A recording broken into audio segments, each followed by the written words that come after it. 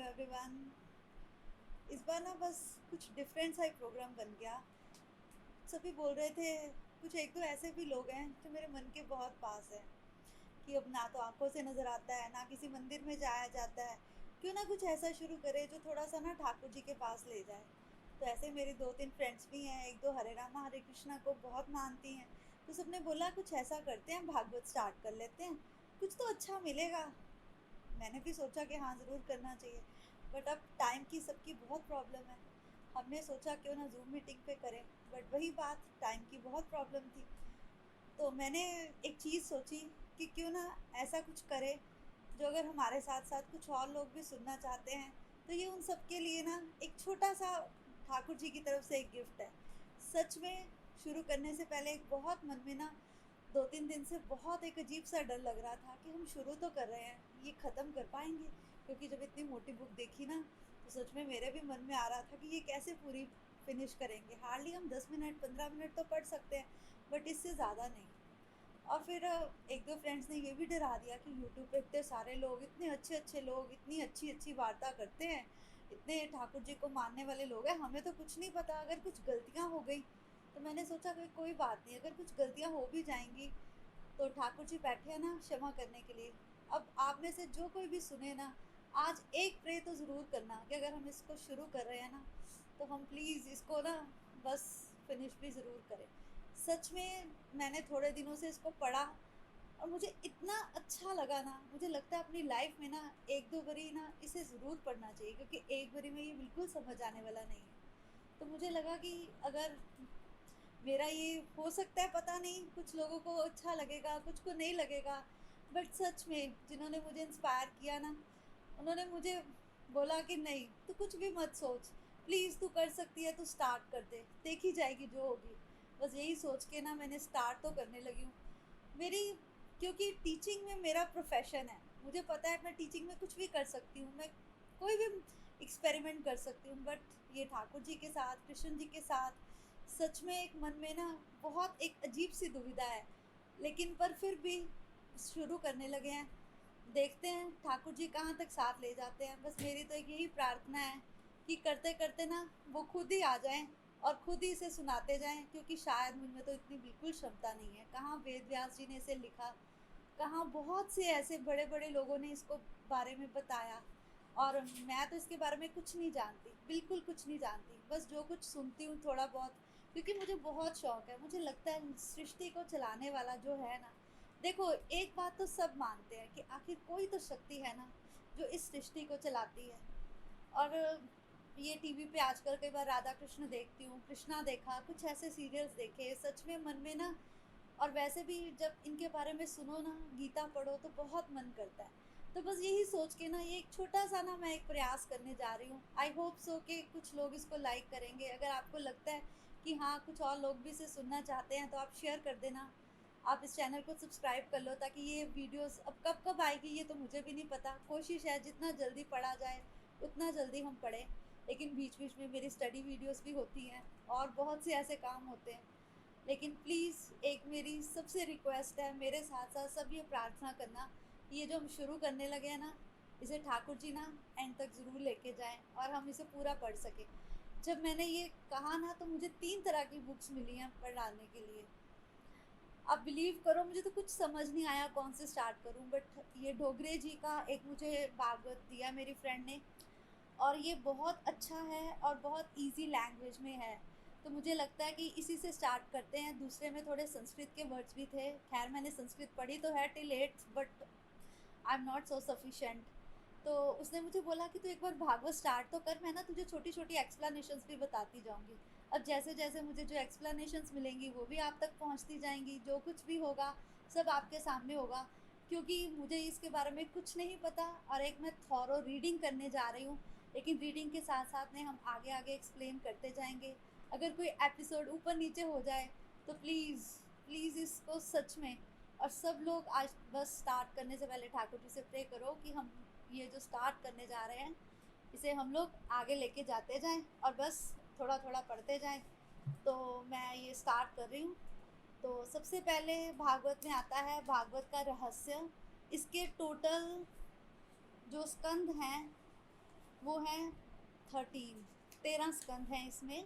और सबसे पहले ये स्टार्ट होता है श्रीमद् भागवत रहस्य। इसमें इसके बारे में महात्म बताया गया है। ये तो सभी जानते हैं कि भागवत सूत जी ने सुनाया था, जो शुकदेव जी ने सुनाया था, और राजा परीक्षित ने इसे सुना था। पर फिर भी इसके बारे में जैसे जैसे जो पढ़ती जाऊंगी आप लोगों के साथ शेयर करती जाऊंगी, बीच में जो एक्सप्लेनेशंस मिलेंगी वो भी बताती जाऊंगी। तो रीडिंग करते हैं। तो होप सो जिसके पास जब टाइम हो इसे सुने, और इन केस मेरे से कोई गलती हो जाए तो प्लीज़ मुझे बताने में बिल्कुल भी मत झिझकना।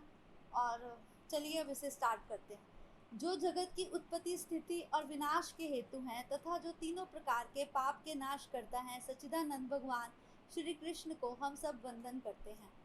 इसका मतलब है कि हम सब श्री कृष्ण को नमन करते हैं। परमात्मा के 3 स्वरूप शास्त्रों में कहे गए हैं, सत, चित और आनंद। अब सत प्रकट रूप से सर्वत्र है, चित मौन और आनंद प्रकट करता है। जड़ वस्तुओं में सत तथा चित है, परंतु आनंद कहीं नहीं है। जीव में सत और चित है, आनंद अप्रकट है, अर्थात अप्रकट रूप से रहता है, मीन्स जो नजर नहीं आता, अव्यक्त रूप से है। वैसे आनंद इसके अंदर ही है, फिर भी मनुष्य आनंद को इधर उधर खोजता है। मनुष्य की तो आदत ही है। कहते हैं जो हम मेडिटेशन करते हैं तो सबसे पहले हमें यही बताया जाता है कि ब्रह्म हमारे अंदर है, हमें अपने अंदर ही भगवान को ढूंढना चाहिए। पर शायद ये बातें हमारी समझ से बहुत दूर हैं, और जैसे जैसे हम जो इनमें से समझते जाएंगे शायद हम बहुत कुछ सीख जाएं। मनुष्य निरादेह धन संपत्ति आदि में आनंद खोजता है। आनंद तो तुम्हारा अपना स्वरूप है, आनंद ही तुम्हारे अंदर है। इस आनंद को जीवन में किस प्रकार प्रकट करें, यही भागवत शास्त्र सिखाता है। दूध में माखन रहता है, फिर भी वह दिखता नहीं है, परंतु दूध से दही बनाकर दही के मंथन करने पर माखन दिख जाता है। ठीक इसी प्रकार मानव का जीवन है। मानव को ये पता तो नहीं चलता कि दूध कैसे बनता है या माखन कैसे बनता है। इसी प्रकार ना तो हमें ईश्वर नज़र आते हैं, हम उन्हें अनुभव कर सकते हैं। ईश्वर सर्वत्र है, मीन्स ईश्वर हर जगह है। जीव तो ईश्वर का ही है, तो भी वह ईश्वर को पहचानने में यत्न करता रहता है। इसी कारण से हमें ईश्वर भी नहीं मिलते। कोई ऐसा जीव ईश्वर से मिलना चाहता है। नास्तिक भी थक हार कर शांति ही खोजता है। नास्तिक उस मनुष्य को कहते हैं जिसकी भगवान में बिल्कुल आस्था नहीं है। ठीक है, कहता इंसान ज़रूर है कि भगवान कहाँ है, भगवान कहीं नहीं है, बट इन द एंड हर कोई ढूंढता भी भगवान को ही है। जब भी हमारी कोई इच्छा पूरी नहीं होती ना, तो सबसे पहले हमें भगवान ही याद आते हैं। इसलिए वो कहते हैं कि नास्तिक भी थक हार कर उसी को ढूंढता है। आनंद के अनेक प्रकार हैं, परंतु इसमें से 2 मुख्य हैं, जो कि साधनजन्य आनंद, स्वयं सिद्ध आनंद। साधनजन्य आनंद अर्थात विश्वजन्य आनंद, जो साधना या नाश होने पर मिलता है। योगियों के पास कुछ भी नहीं है, परंतु फिर भी आनंद है। कहते हैं जो योगी होते हैं, जो बहुत दूर कंदराओं में रहते हैं, जो हरिद्वार में कई कई गुफाओं में रहते हैं, जो हिमालय में रहते हैं, वो सच में उनके पास आनंद होता है। लेकिन वो आनंद की प्राप्ति कैसे होती है? वो आनंद की प्राप्ति अपने अंदर के ब्रह्म से मिलके होती है। सच्चित आनंद ईश्वर में परिपूर्ण है। परमात्मा परिपूर्ण सत रूप, परिपूर्ण चित्त रूप तथा परिपूर्ण आनंद रूप है। परमात्मा श्री कृष्ण ही आनंद है। बिना ईश्वर के संसार अपूर्ण है। ईश्वर का अंश हर जीवात्मा में है। जीवात्मा तो चिर है। वो कहते हैं कि आत्मा कभी नहीं मरती। आत्मा एक जन्म लेती है, फिर दूसरा जन्म लेती है, इसलिए आत्मा तो चिर है। इसलिए हमें कोशिश करनी चाहिए कि जिस भी जन्म में हम ईश्वर की प्राप्ति कर सकते हैं। देखो, अगर हमें किसी जन्म में ये पता चल जाता है कि at the end of this इरा हमें भगवान के पास ही मिलना है और भगवान ही सच है, तो क्या उस जन्म में हमें भगवान को पाने की प्राप्ति शुरू नहीं कर देनी चाहिए? ये बातें मैंने ना कुछ ऐसे लोगों से सीखी हैं जो सच में भगवान के दिल के बहुत पास हैं, और उनके पास हर चीज़ है, still they believe that God survives, and I also believe that. तो क्यों नहीं हमें भगवान को पाने की कोशिश करनी चाहिए? मैं ये नहीं कहती कि सब कुछ छोड़ के भगवान में लग जाओ, देखो इसका मतलब ये बिल्कुल नहीं है, बट हाँ, ये भी कहना कि भगवान एग्जिस्ट ही नहीं करते, भगवान है नहीं, ये शायद पूर्ण रूप से मेरे हिसाब से तो सही नहीं है। ईश्वर का अंश जीवात्मा में है, जीव में चित्त अंश भी है। श्री कृष्ण को 16,000 रानियों के साथ बात करते वह सब ज्ञान था जिस समय सारी द्वारिका आदि का नाश हो रहा था। उस समय भी उन्हें ज्ञान था। पता है, श्री कृष्ण को द्वारका के नष्ट होने से पहले ही ये ज्ञान था कि द्वारका नष्ट हो जाएगी। द्वारका बनाते समय भी उनको ये ज्ञान था। शायद वो धरती पर जन्म ही इसीलिए लिया था कि वो सबका विनाश करना चाहते थे, जिस दुष्टों का विनाश करना चाहते थे। लेकिन इस बारे में हमें कभी नहीं पता चल सकता है, लेकिन श्री कृष्ण को ज्ञात था।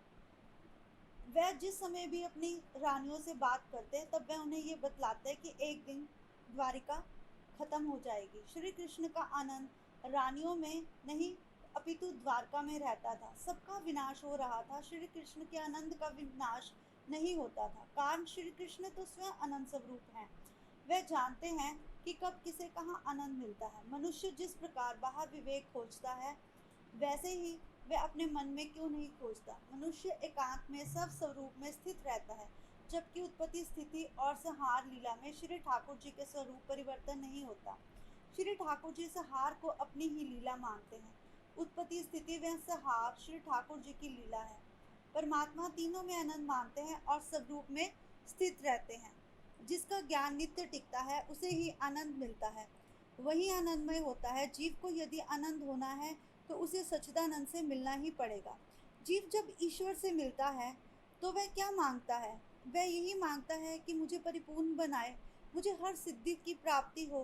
परंतु मानव ये नहीं जानता कि श्री कृष्ण के दर्शन के अपितु उसे सब कुछ प्राप्ति हो ही जाती है। जो परमात्मा का दर्शन करता है उसे जीव सफल कहता है। ये जीव अनेक वर्षों से बहुत से जन्म भोगता है, फिर भी उसे शांति नहीं मिलती। शांति तो तभी मिलती है जब उसे परमात्मा के दर्शन मिले, और परमात्मा के दर्शन इस जन्म में तो इतने सफल हैं नहीं। ऐसे ही अब कल कुछ और आगे बढ़ते जाएंगे और डेली आगे कुछ, क्योंकि मुझे पता है 10-15 मिनट से ज़्यादा आजकल समय किसी के पास भी नहीं है। इसलिए मेरी कोशिश होगी कि हम छोटे छोटे एपिसोड्स में इसे आगे लेके जाते जाएं। Thank you so much. जय श्री कृष्णा। कल मिलते हैं। Okay, bye.